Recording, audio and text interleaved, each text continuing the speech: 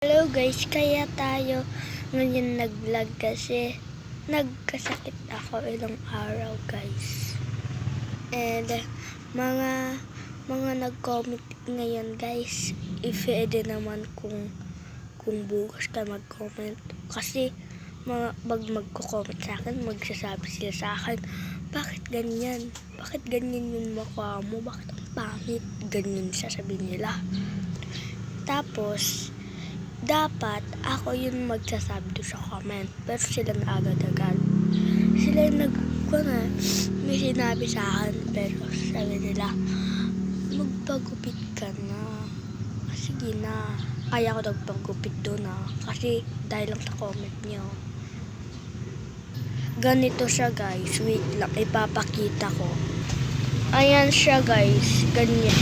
Lumaki na din siya, guys. Buhok ko yan baka dirty-minded kayo dyan. O diba guys, tapos na yung nagpagupit na ako. Dahil sa comment nyo guys.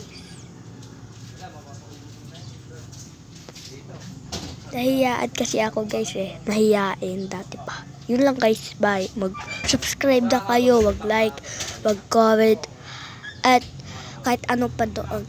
Nasakot kasi ako